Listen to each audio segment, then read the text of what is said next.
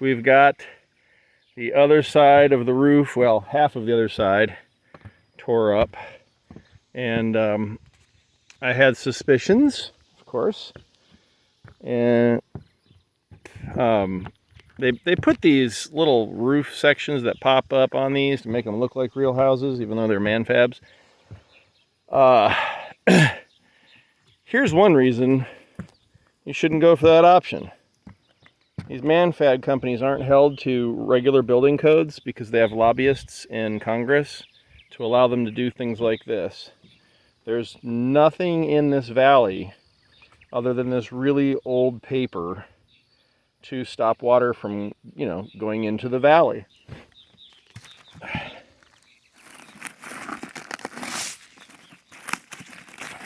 Like this old paper is going to stop it? I mean, come on. So you got plywood here. You had plywood over here. And they just butt up against each other as if water's not going to penetrate with a little bit of paper and some shingles. Like, things fail. I'll have to pull this off and see how bad the joists are there. But I'm expecting that rot to go probably something like halfway up. I love this. This is just wonderful. And I don't know if you can see the sweat coming down the face. Whew. It's not even that hot this morning yet, but it's humid and I'm tearing all three, well, there's original shingles and then tar paper and then the top layer shingles with my little remover. Oh, and the wonderful thing is when you have like vents that, eventually fail because then they reshingle and they don't do a good job, you do get water penetration there too. So then the wood kind of sort of rots. Just enough to also rot the nails, rust the nails a little, so that when you come along with your tool, the nail heads pop off, and then the rest of the nail just is in the way and stops you and slows you down. So that's fun too. But I'm only doing this up to the top of this little ridge, and then I'll re-shingle all of that after putting down new decking and patching in the old decking too. Because I'm just by myself out here doing this. So starting to get a really good idea why people, even if they have time, just hire it done. See ya. Okay, we're getting down there on roofing videos. We're just about 3/4 of the way done now. I forgot my sunglasses coming back up here. This white Shasta shingles, I really like how reflective they are. They're hopefully going to keep our house a little cooler. If you like them, they are special order, at least at Lowe's, so keep that in mind, give a little lead time. You'll see on the south side of the house, I went ahead and just replaced the vents, but once I got up to the ridge, I finally was pulling the shingles off the ridge, and it wanted to come up whole, so I let it and made it a lot cleaner. I yanked the two little strips of plywood they have at the top of these manfabs. I just yanked the whole thing up with the shingles on it, threw them off, put down new strips, and I don't know why, I don't know if it wasn't an option back in the early 90s, but we've got these ridge vents now, and I've used them one other time, and I figured this is perfect. I can just delete the vents on the road side, the side you'd want to be pretty on your house anyway, and just do a ridge vent system. So we'll have a ridge vent all the way along. You see, we've got our tar paper, our shingles stepping up, and then the last shingle, you got about a 2.5 inch gap along the top, just about 6 inches from the end. You can see I left the shingles there because you want a little bit of coverage at the end of this ridge cap. Whew, it's hot. What's the temperature today, Mama? With the heat index, 106. 106. Okay, that's right now, isn't it? Yes. So let's make this video short and quick for your benefit. I've been up here for the past few hours. So they got this little mesh in here. If it fell out, make sure you get that. Keeps the bugs out. Mama hates bugs. It's got grates on there that'll keep wasps and bigger insects out, but smaller ones can get through. And so you just put this down, and right on it, I love how they've got it printed. Not even printed, like molded right into the plastic, the instructions, whether you've got truss construction, ridge pole construction, whatever, it's right here, where to nail, how big of an air gap at the top to have. Oh yeah, you got one right there you can nail, good. And so that makes it, just really makes it easy, no guesswork. And then they have printed on there, or again molded on there, a nail line. So where you're going to put your nails in. Now for your shingles, you're going to need a little longer roofing nail to get through, down all the way through the decking, your sheathing. But for this, they include, ooh, right? Bonus, they include these ring shank nails. So I'm going to use them. I'm almost to the edge. The shingle will cover, but I don't want that first nail hole to be too close because it'll just bust the good bite. Make sure I'm straight.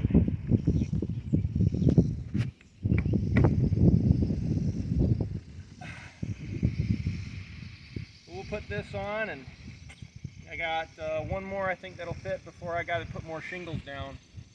We got storms coming in tonight again. That's why this project's taking so daggone long. This isn't my job, you know. You gotta work it into your schedule, and that includes weather. Right, babe? Yes. Weather doesn't always cooperate.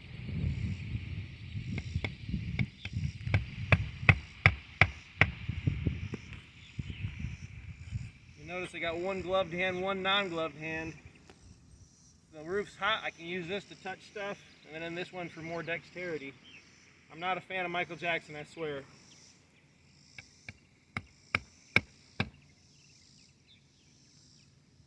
Comments, concerns, Mama, before we turn the camera off? No, it's just too hot.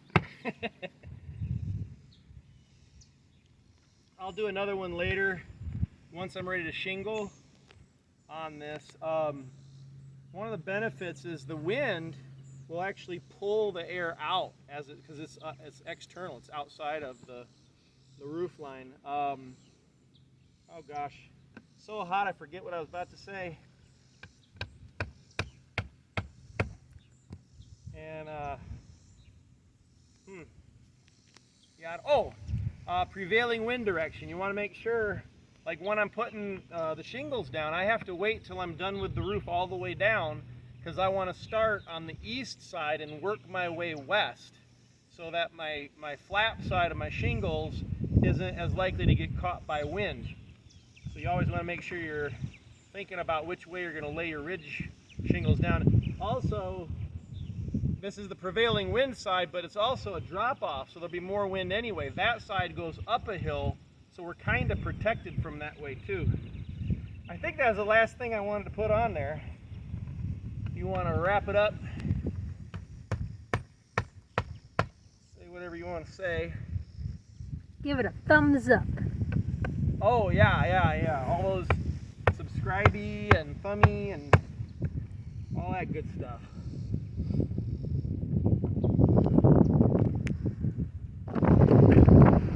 All right, well, if you want to look down that way, you can see we've got a straight-ish, not really, line on top here with the ridge vent.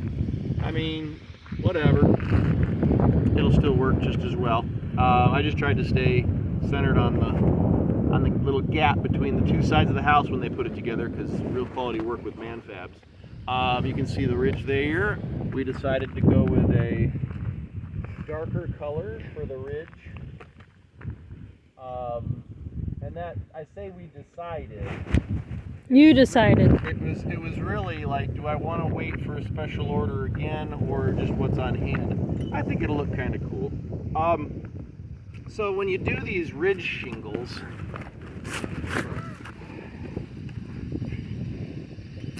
These are really nice, they just snap. And you'll see under here, you just go a little further under so that this will be covered. And you just tuck that underneath there.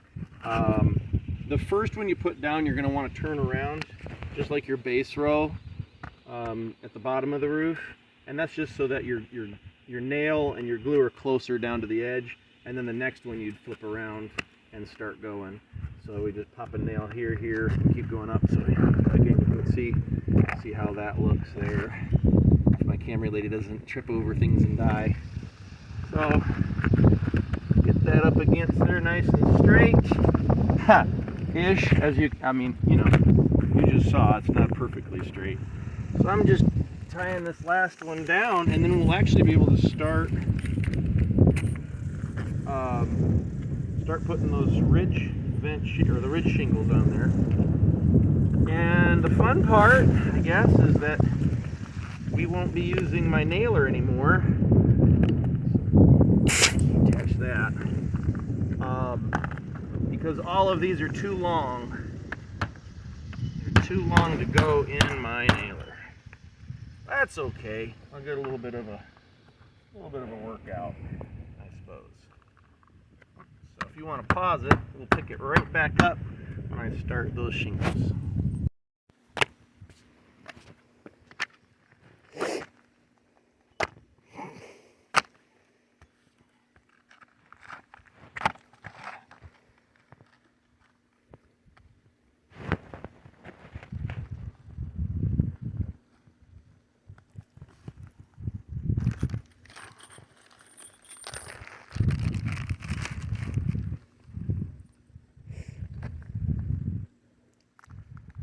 They've got this where it says, hey, put your nails here, marked nail line, to kind of assist making sure you're staying in the right spot where it's supported.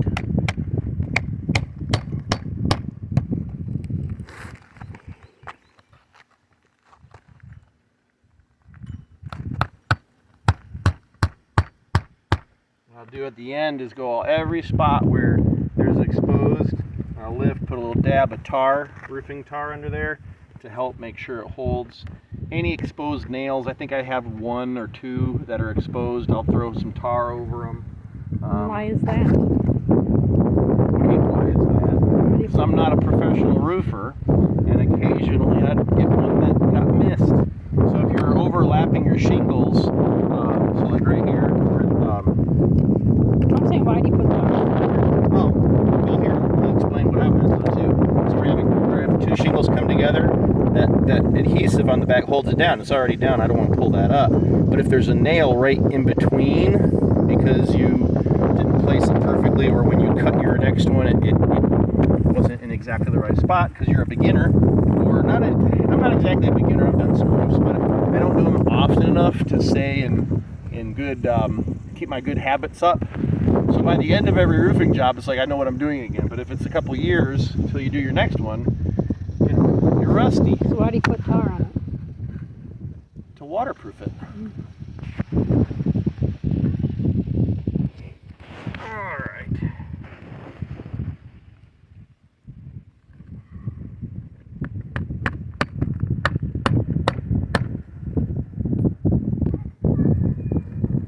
They don't listen so well, do they? When you tell them to stay inside.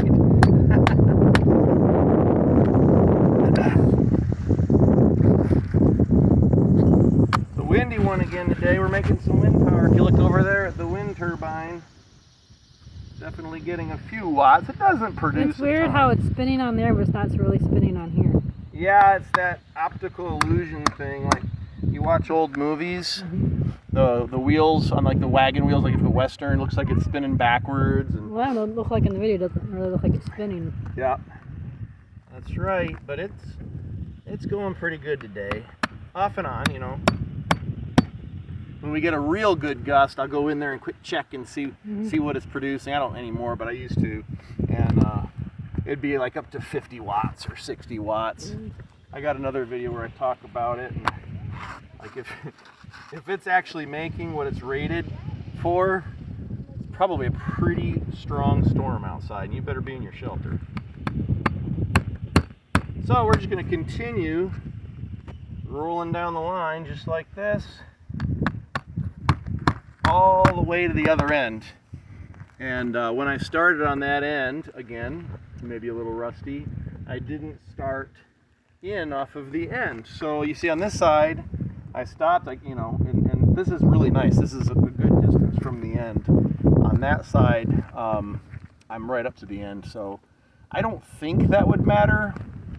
I might have to do a little Google searching of my own on that one to make sure it's okay. Yeah, use the Google machine for sure. But I think it'd be all right if it's right up, because if not, I'll have to pull it up and do what you saw here on the end. So, if you would like, camera lady, if you want to show them the awesome fall colors before you take our next break. Just started turning a couple days ago. Turning fast this year. Maybe because we've been so dry. Well, alright, so this has been a long... Do you think we're going for a record, camera lady? Yes, we beat the record. I mean, it's not a large house, but the time it took per square foot, I guess. Starting in June? Yeah, we're what, on month 4? Well, we had a lot of repairs and then we did work. it in chunks where we could fit it into our time. This is, I think I've said that like 3 or 4 times. This is why a lot of people hire a pro, but and only you were doing it.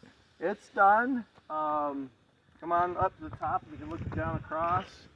The ridge vent is shingled all the way down, and it only got to 65 today, but there was some sun, so hopefully there's at least starting to lock down. We are, you know, it's fall. We're getting plenty of wind. But so I put those 4 original vents. I replaced 3 of them, saved 1 on this side, and then on the other side I was like, dummy, put in a ridge vent system. So that's what that is. So that side of the roof looks a lot cleaner. This is what, babe? The solar dome thing. Solar tube. Which, how are you liking that? Lights up the bathroom. Oh my goodness, does it ever? New vent and a new vent fan. And oh, come over here. So you set these so that you start on the opposite of the prevailing wind side. So this is west, so we get most of our wind out of the west. So you want the shingles to overlap so the wind just flows over them, so it doesn't get under and try to pick them up. So I started on that end, came this way, and then the last one, I had to trim a little off here so it wasn't overhanging too much, and I trimmed a little off the back so that my nails are right in that tar, right in that tar glue stuff, and then that other tar strip is right here. So nice pinned down. I know somebody's like, you're not supposed to get that close to the edge, but I have these shingles overlapping, so I think that'll be just fine. Again, when you're a homeowner and you only do these things every couple of years, when a friend needs help, or when you sell the last one and you move to a new one and it needs a roof, those skills get rusty. But this is only the second time I've used a ridge vent system like this. The last time was actually on our solar shed over there. That one, not the new one, but what else? That's it, it's getting windy. That's it, it's windy, yeah. Yeah, great project to get finished up. I like the two-tone. It's like a trim color, and being it's darker, here in Kentucky we do get some snow. A little bit of snow and ice. So having this up here will help kind of get the melting started when appropriate. So have a good one. Subscribe, like, all the things you're supposed to do. See ya.